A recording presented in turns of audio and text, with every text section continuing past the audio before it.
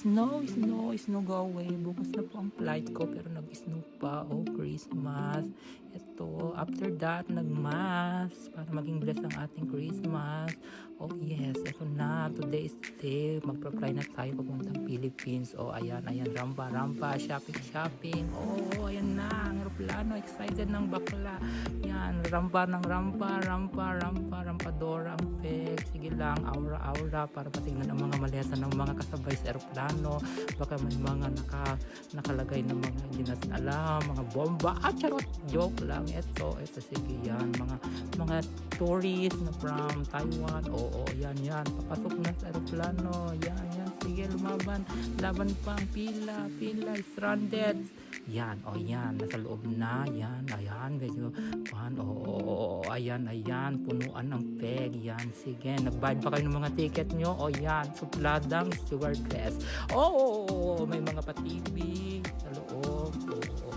Mga instruction. Sa mga hindi pa nakasakay ng aeroplano, watch this video para malaman nyo ang ganap sa loob ng aeroplano. Minsan din, kailangan natin ng mga ganito, mga tutorial. Yan ang banyo, medyo masikip, pero may mga sabon, etc. Yan, may papud pa. Tinapay, chocolate as dessert. Biscuit, pero hindi ko yan kinain kasi medyo matigas. Alam niyo naman, ayaw natin na matigas. Yung mga kasitmates ko, todo kain, lala pa dyan, lala doon. May promads. Yan, cheese, chocolate na Toblerone. Nasa pagka-tiit. 5 centimes lang yon sa euro. Yan, aura tayo. Yan. Balik sa food. Oh my God, hindi alam mag-edit kaya binalik ko sa food. Wala nang ma-video sa loob ng aeroplano kasi super boring na ang bakla. Ayan. Yan, surprise. Hindi yan masarap, guys. Sorry. 5/5. 5/5. 5/10. Sorry talaga. Yun ang rate niya. Yan. Distribute ng mga drinks. May pasalad. Kain ng bread para mabusog tayo. Kasi hindi yan masarap. Hindi rin yung masarap. May pati ang lola mo. Tea para tayo ay digesting. Yan, tulog na. Bawal maingay. Tulog muna, manood. Toothbrush lang sa loob. Kayo nang magbaliktad ng cellphone nyo. Good morning na. May pa-coffee tayo sa morning. Yan, pagkatapos nagising sila ng mga tao para mag-disturb at mabigay lang ng hindi masarap na food. Charot, pero masarap yan. Egg, tomato, chicken. Yan, malapit na tayo sa Pilipinas. Yan, contentis na lang. Maglalanding na tayo kasabit ng captain. Nag-announce siya dyan, guys. Pero translate ko lang para alam nyo yan. Yan, may araw na. May araw na daw, sabi ni ate. Alam ko yun. Sinabi na narinig ko. After that, yan. Gusto niyang sumama sa video natin, guys. Kaya yun, sinama natin. Pero huwag niyo siyang i-follow. Hindi natin siya kilala. Medyo busy ng mga bakla kasi may signal na ata ang phone nila kasi palapag na kami niyan. Yan, medyo maganda na yung view. At ayan, pababa na ang mga biyahero. After that, mga apamiyan na hindi natin alam kung saan pupunta. Baka may mga magsusundo sa kanilang mga Pilipino sa airport. Hindi ko na alam. Yan yung mga seatmates ko. Kasama sa paglabas. Nakita ko yung name ko. Kaya pumunta ako doon sa pila. Kaya yun, go na, guys. May mga ganyan-ganyan. Sa Taiwan pa lang po to.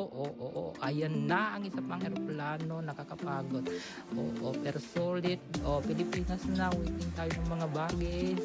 Hindi na lumalabas ng mga ilang minuto. Ewan ko. Yan. Buburing na si Kuya. Kaya yan. Yan. Check-in ulit. Papuntang Lawag City. Yan. Mga excess luggage yung baga yan. Kaya ewan ko kung naka-fly pa sila. Yan. Magpa-fly ulit tayo. Pero umuulan. Binidyo ko lang para mapil nyo rin. Nasa Lawag na tayo. Maglalanding na. After that, go. Ang bagal ng video. Adjust, rewind. Ayan, video pa rin para makita nyo. Ang ganda. Sa Manila yan, guys. papunta na siya ng Ilocos. Yan, another video. And then, lumapag na ang eroplano ni bakla. Wow. Oh, yan si ate. Ay, karinderya time. Kinaumagahan na yan. Oh, bumili ng yema kasi nag-trip ako ng yema. Yan, karinderya para makatipid tayo. Huwag tayong kumain sa mga pasosyal na restaurant tapos ng law. Oh my God, ang sarap yun guys. Try nyo. 10 out of 10. Oh, yan. Nagpaganda ang bakla pero maganda na siya dati. Noon pa maganda na siya.